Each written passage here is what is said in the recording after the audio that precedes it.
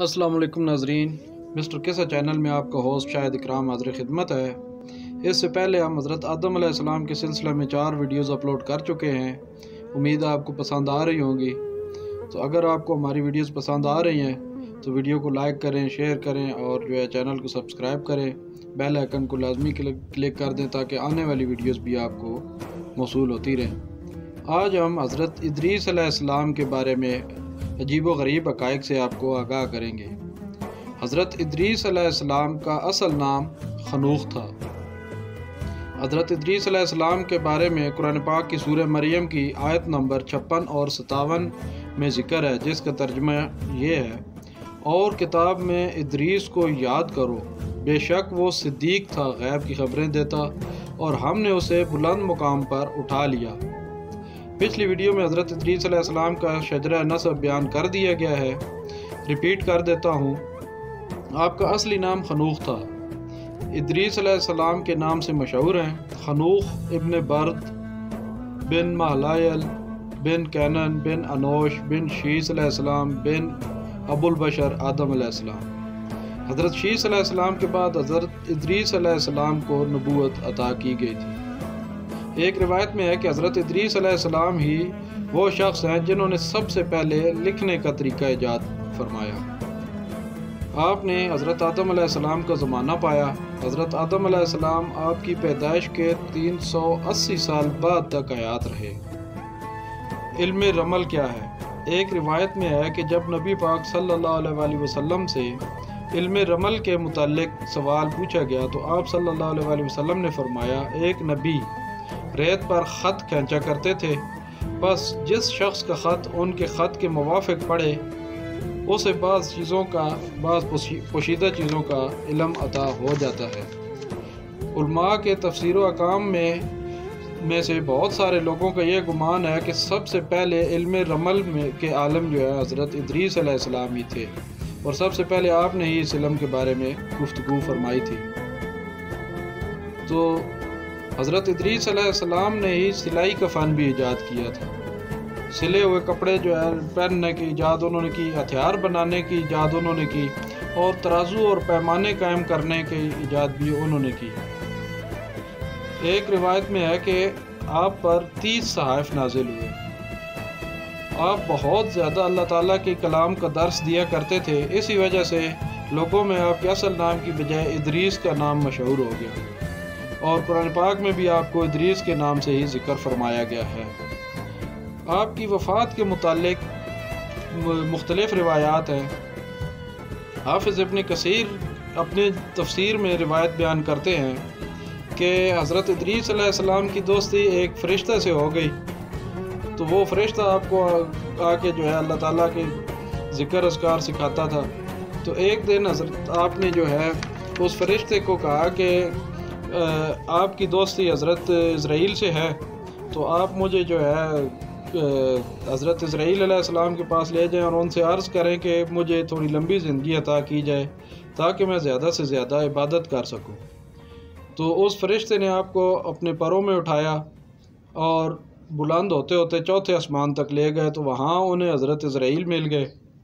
حضرت اسرائیل علیہ السلام نے اس دوست فرشتے سے پوچھا کہ آپ کہاں جا رہے ہیں؟ تو انہوں نے حضرت ادریس علیہ السلام کی ساری بات حضرت اسرائیل کو بتائی۔ حضرت اسرائیل علیہ السلام نے فرمایا کہ مجھے تو اللہ تعالیٰ نے حکم دیا ہے کہ حضرت ادریس کی روح 4تھے آسمان پہ قبض کروں۔ اب میں پریشان تھا کہ حضرت ادریس علیہ السلام زمین پہ ہیں، تو میں 4تھے آسمان پہ ان کی روح کیسے قبض کر سکتا ہوں؟ تو آپ ان کو ساتھ لے آئے ہیں تو میں ان کی روح اب قبض کر لیتا ہوں۔ اس طرح حضرت اسرائیل علیہ السلام نے 4تھے آسمان پہ ان کی روح قبض کر لی۔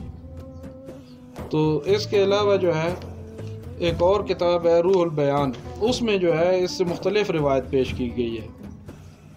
اس میں یہ روایت پیش کی گئی ہے کہ حضرت ادریس علیہ السلام کی دوستی حضرت اسرائیل علیہ السلام سے تھی، اور حضرت اسرائیل علیہ السلام ان کو ذکر اذکار بھی سکھایا کرتے تھے۔ تو ایک دن انہوں نے حضرت اسرائیل علیہ السلام سے فرمائش کی کہ آپ میری روح قبض کر کے جو ہے واپس لوٹا دے تاکہ میں موت کا مزہ چکھ سکوں کہ موت کس طرح آتی ہے۔ تو حضرت اسرائیل علیہ السلام نے ان کی روح قبض کی اور پھر لوٹا دی۔ تو اس کے بعد انہوں نے فرمائش کی کہ مجھے آسمانوں کی جنت دوزخ کی سیر کرائی جائے۔ تو حضرت اسرائیل علیہ السلام نے جو ہے انہیں سیر کرانے کے لیے لے گئے، پہلے دوزخ کی طرف گئے۔ تو دوزخ کے داروغہ کو فرمائش کی حضرت ادریس علیہ السلام نے کہ دوزخ کا دروازہ کھولیں۔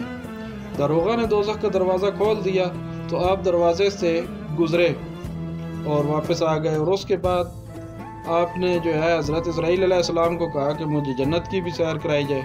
تو حضرت اسرائیل علیہ السلام آپ کو جنت کی طرف لے گئے۔ تو آپ نے جنت کے داروغہ کو دروازہ کھولنے کا کہا، انہوں نے دروازہ کھولا تو آپ جنت میں چلے گئے۔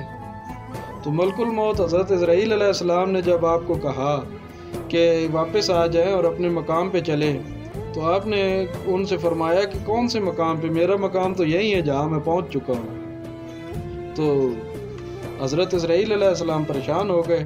تو حضرت ادریس علیہ السلام نے فرمایا کہ کیا اللہ تعالیٰ نے نہیں فرمایا کہ کل نفس ذائقۃ الموت، ہر نفس نے موت کا ذائقہ چکھنا ہے؟ تو انہوں نے کہا فرمایا ہے۔ تو انہوں نے کہا میں نے موت کا ذائقہ چکھ لیا، آپ نے میری روح قبض کی اور واپس کی۔ انہوں نے پھر کہا کہ اللہ تعالیٰ نے فرمایا وَإِنَّ مِنْكُمْ إِلَّا وَارِدُهَا، ہر شخص کو جہنم پر سے گزرنا ہے۔